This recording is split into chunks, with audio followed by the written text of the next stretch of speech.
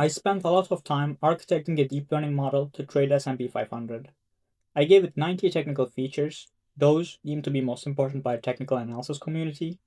I used a strict 4-year rolling walk-forward validation to prevent cheating, and results were interesting to say the least. The craziest part is, the model was actually right around 53% of the time. If it was taking bets in a casino, it would have made money, assuming all bets were the same size. But despite being right more often than it was wrong, it barely broke even. It generated a measly 0.17% annualized return and suffered a 34% max drawdown, getting completely destroyed by a simple buy and hold strategy that returned 65% in the same exact period. It turns out it doesn't take much to beat an AI trained on the most useful technical features in the market. Most people love to pick sides when it comes to AI trading. They either say it's a scam or literal money making machine. But I went down the rabbit hole and found the fatal flaw that leads 99% of retail traders to build algorithms that lose money.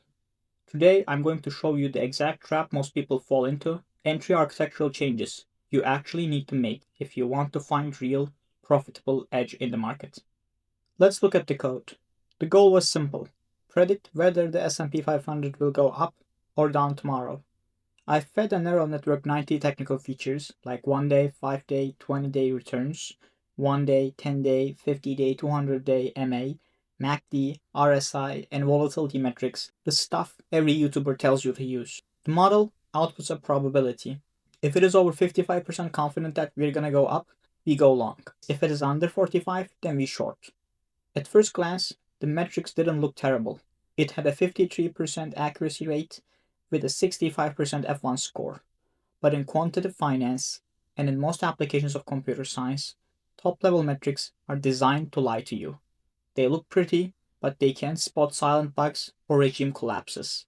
And sure enough, when I ran the walk forward backtest across 9 folds covering 4 years, the wheels fell off. Here's the first reason the model failed. It didn't learn the market, it learned a bias. Even a broken clock is right twice a day. What happened here is essentially the same thing. If you just guess the market is going up every day, you will inevitably be right most of the time. Historically, S&P 500 goes up about 55% of the time, but my neural network predicted long 71.3% of the time. It looked at the noise of 90 different indicators, couldn't find a real signal, and essentially defaulted to stocks usually go up. When you look at the ROC AUC, which measures the true predictive power, it scored a 0.509. That is literally a coin flip. But here is where the data gets terrifying. Remember how the model was accurate 53% of the time? Well, if you look at the actual trading performance, the strategy's win rate was only 27.7%. How is that possible? Because it was getting blindsided by sell-offs. Look at the regime analysis. On benchmark down days, the model's accuracy dropped to 27.6%. It was completely blind to risk. The biggest risk with the long bias is that when the market goes up, it goes up by basis points. But when it goes down by percentages. This is called volatility clustering, and I actually have a whole video on the channel about it if you're interested. Because it was blind to downside risk, the opportunity cost was massive. In 2023, the market ripped for 26.5% return. My AI, it squeezed just 3.9%. That's a negative 22.5% alpha during a massive bull market. And then came the nail in the coffin: friction. Because the model was hunting for daily signals, it traded constantly. Even with microscopic transaction cost of just 5 basis points, the model chopped itself to pieces. So, if predicting the next day direction with 90 technical indicators is a dead end, how do actual quants make money using AI?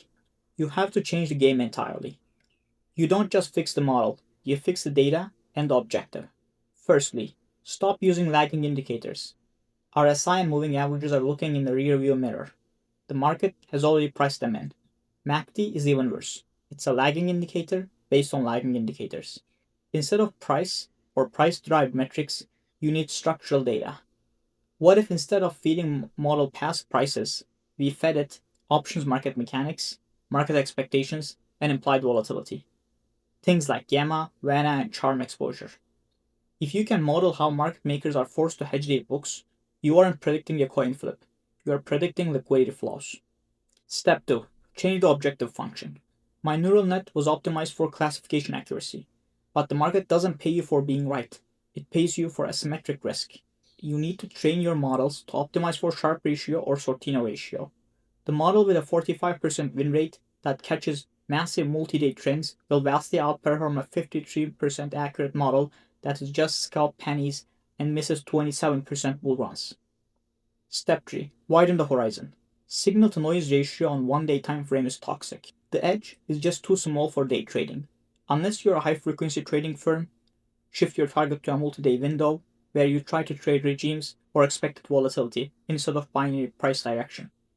Machine learning is incredibly powerful, but it's also not magic. If you feed it retail data, you'll get retail results. If you feed it structural, probabilistic data, you'll get an edge. This realization is exactly why I changed my approach to markets. I stopped trying to predict the exact price tomorrow. I started building frameworks and probabilistic tools to understand where a market might actually move. If you want to step away from lagging indicators and actually see the structural mechanics driving the market, this is exactly what we are building at Perspicium. We are taking complex options data and turning into clear quantitative analytics. Plus, if you want to build a trading algorithm using GEX or other options analytics, we have an API for that, something most platforms won't offer. Don't build models to guess, build models to measure. Thanks for watching. If you like the content, please like and subscribe. If there's anything else you would like to see, leave a comment below. And I'll see you in the next one.